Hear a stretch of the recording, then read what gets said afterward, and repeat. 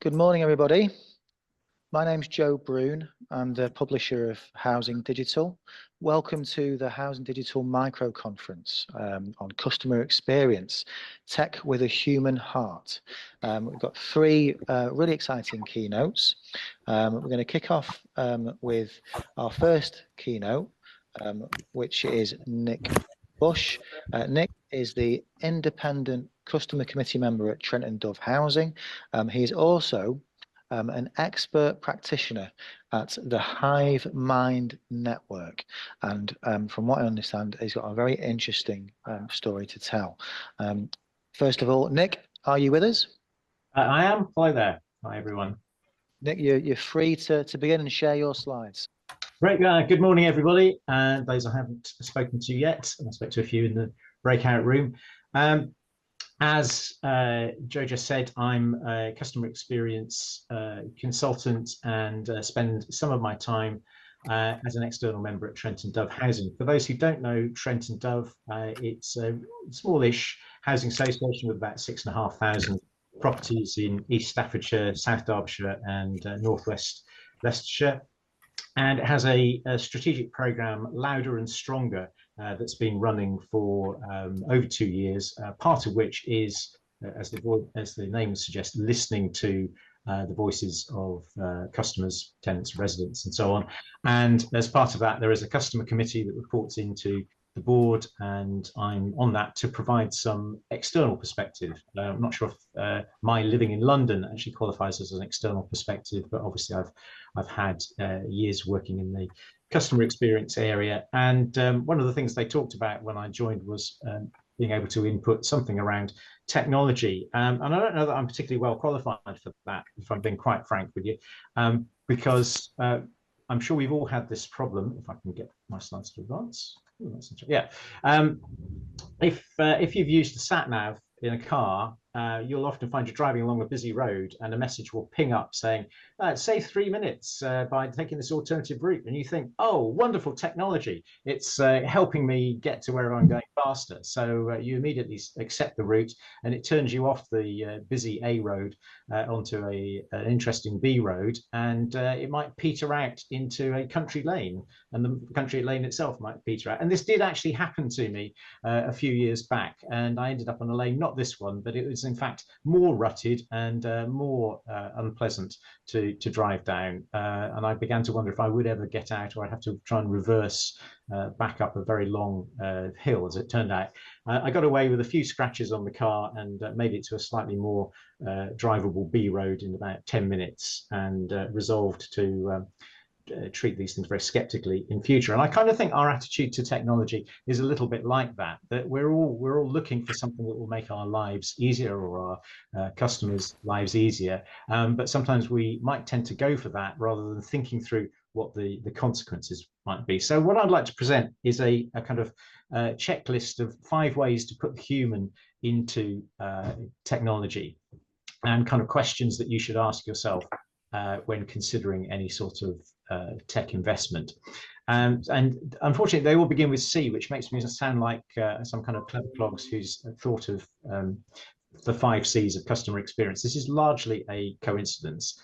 One of them could have actually begun with G, but I thought I'd run with the 5 C's and run the risk of appearing too clever. And the first that I want to talk about, and all these examples bar one come from my experience of working with Trent & Dove, and the first is connection or contact. And you could argue that this is part of Trent & Dove's contact center. Obviously they've got a contact center that looks like any other contact center with phones and systems, and they've got a website that people can now use to transact with the organization. But this is Trent & Dove's Coffee Connect van that tours around the various estates and offers residents a chance to meet and chat over a free cup of coffee. And it's a great way of accessing the people who either don't want to contact the organization, or actually have no need to contact the organization, to listen to them and find out what they're hearing, what their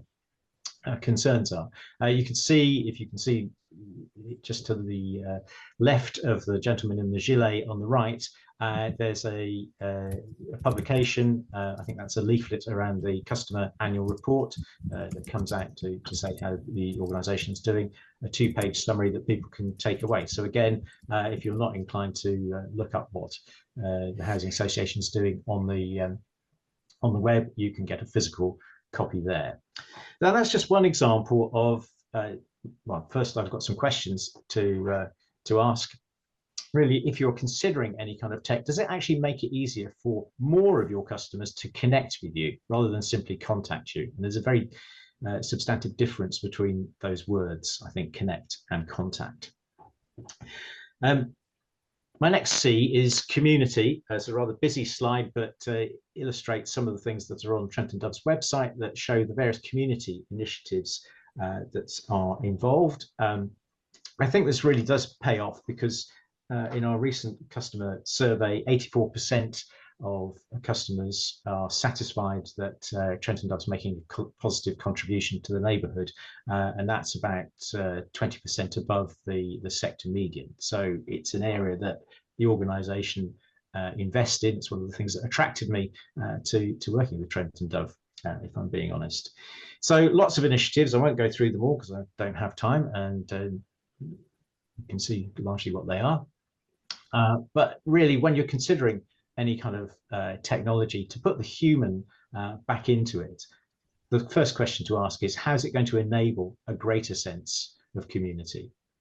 I don't know about you, but I am on a WhatsApp group in my, it's not a housing association, but a residential street in London. And I've got to say that that's actually built a sense of community over and above just chatting to people in the street.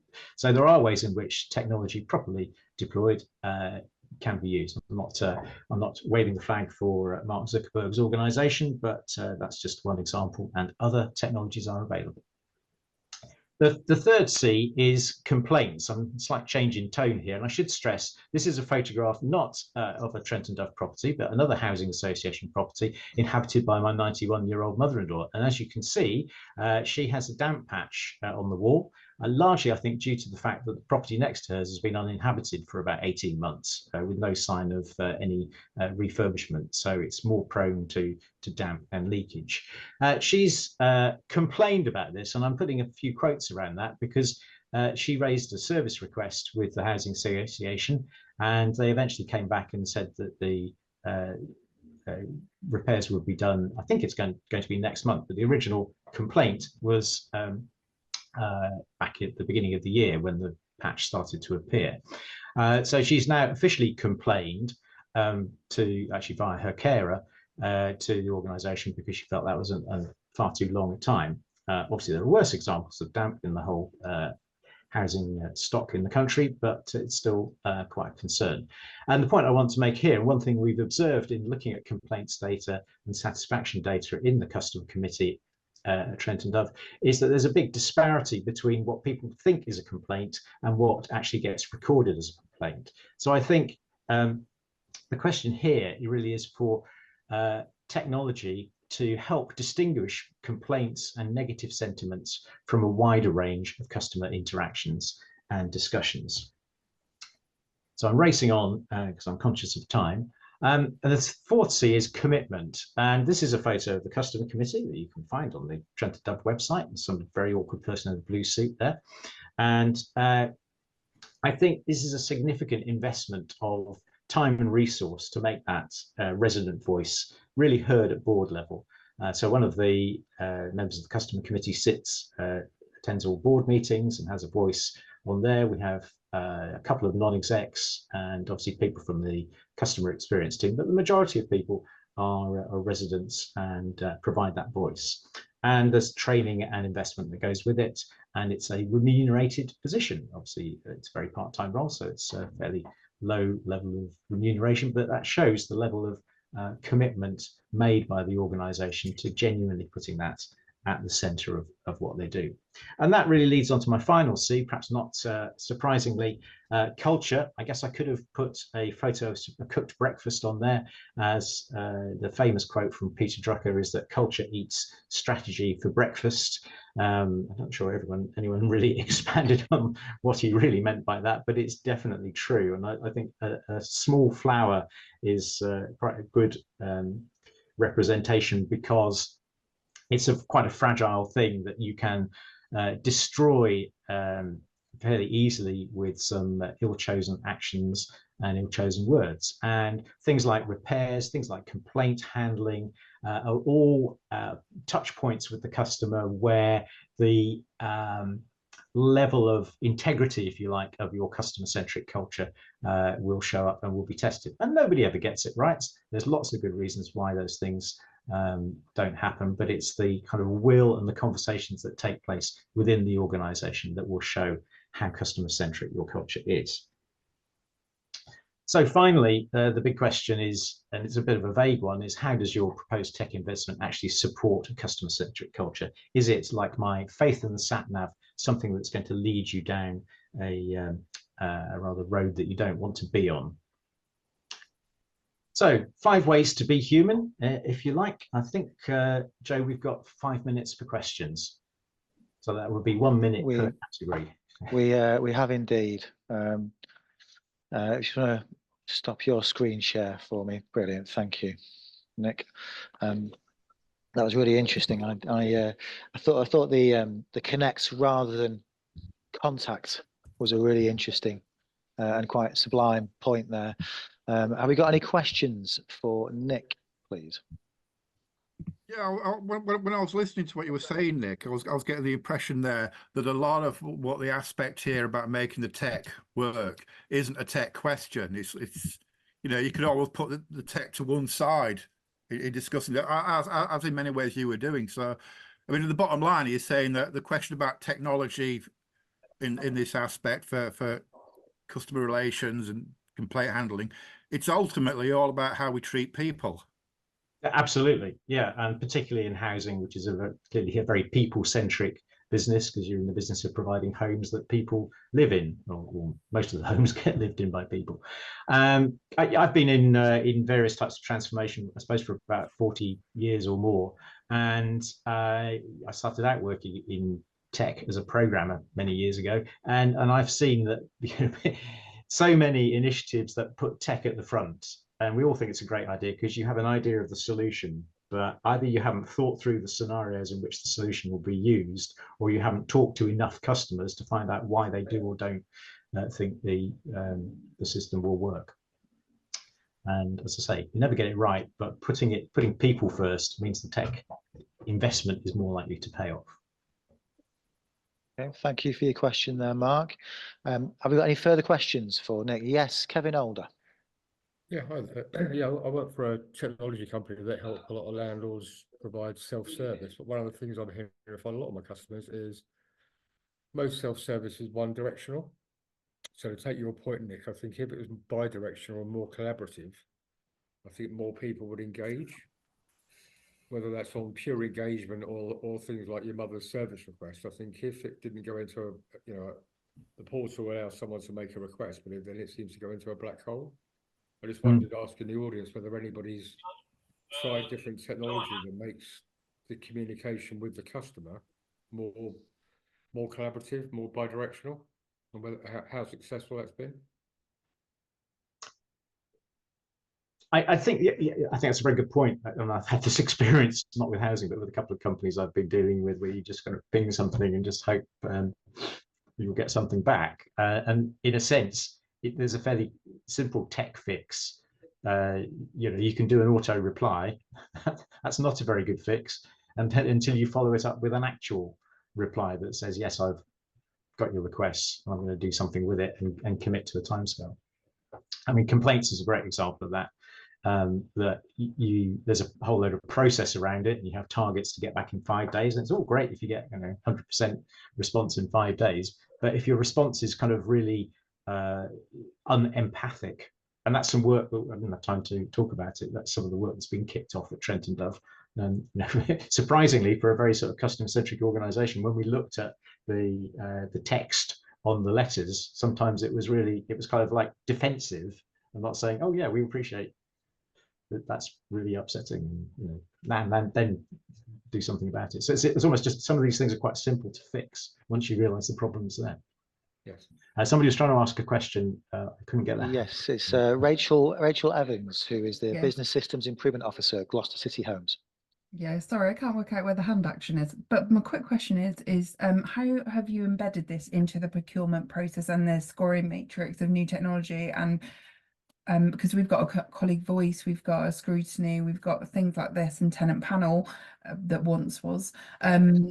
Yeah, how have you embedded this into that procurement process?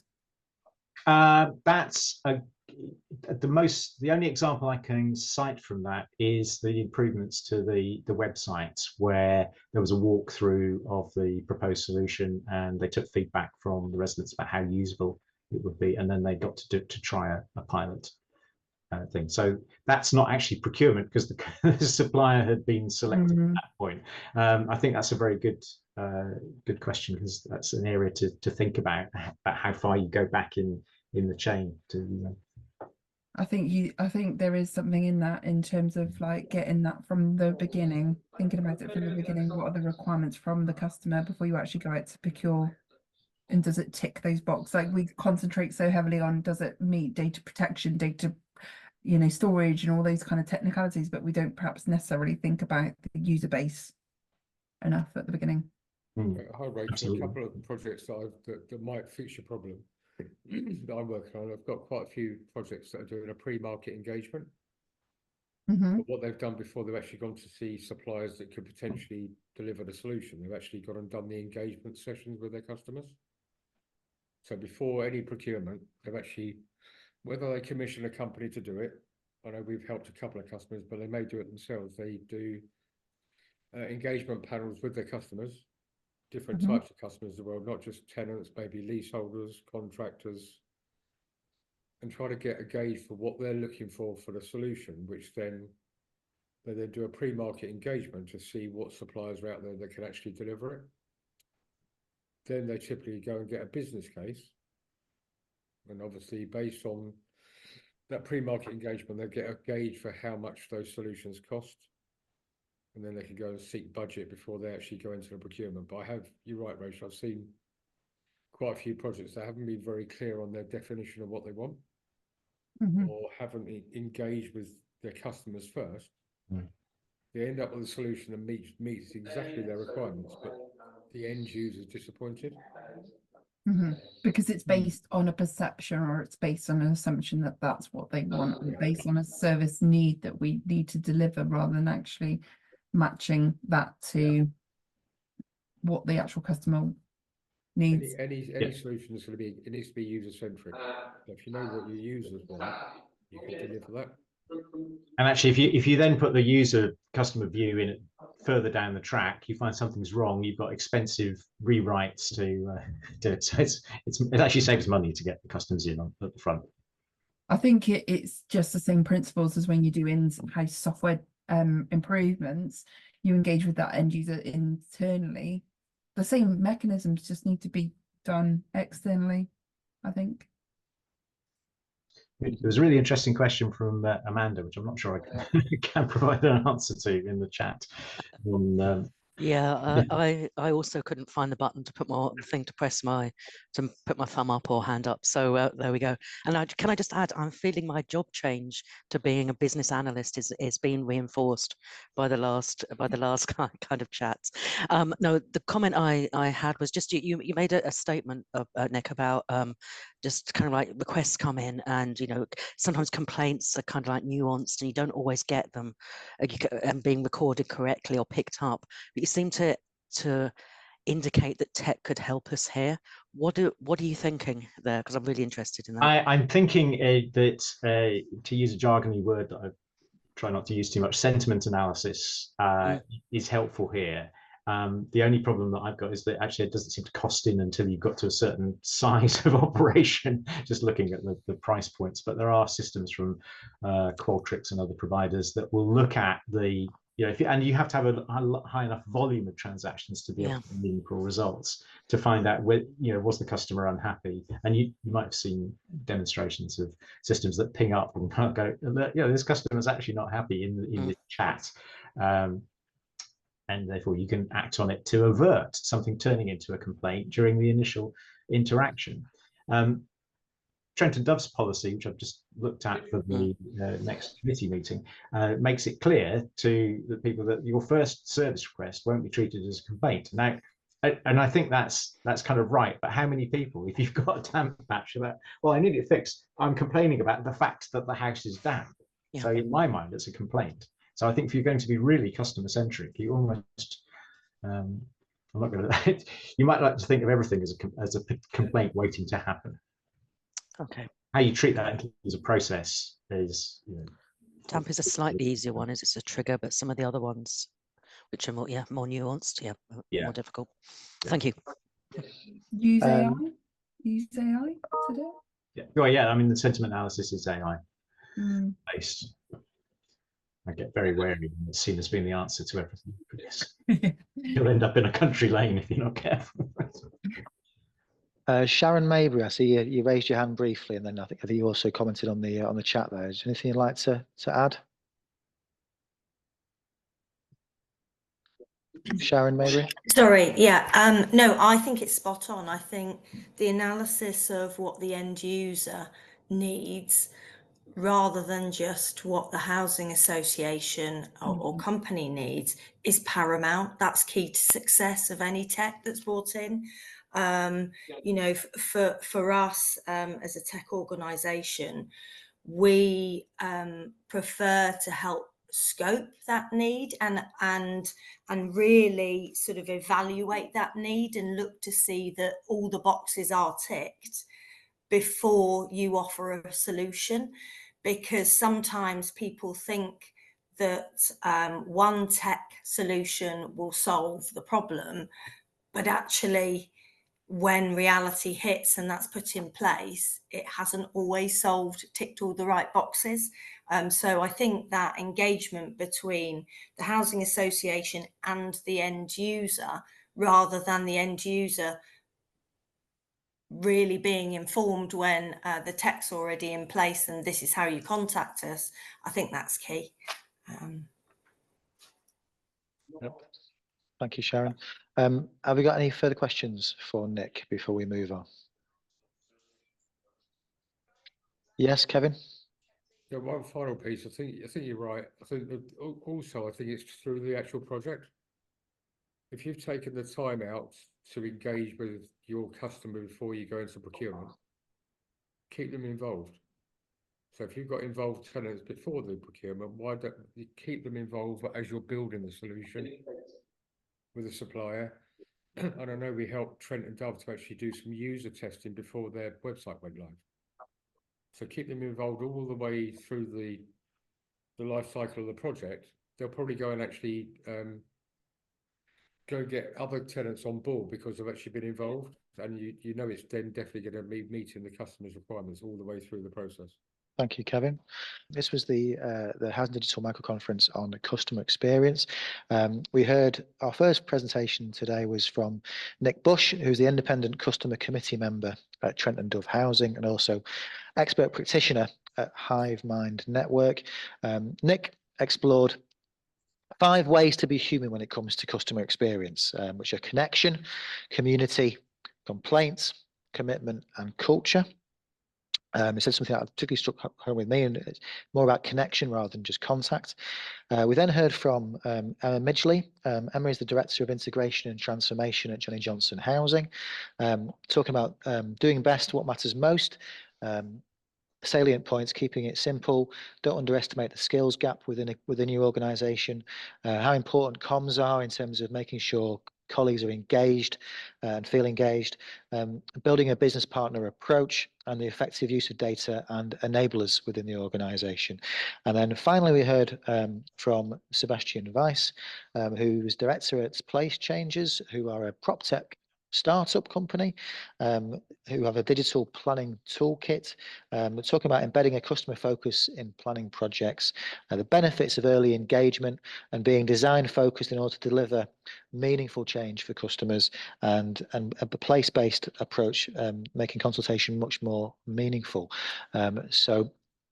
Just to say thank you to our 3 keynotes today. Thank you for everyone who attended. Big thank you to everyone involved, and we hope to see you at our next micro conference coming up in a couple of months.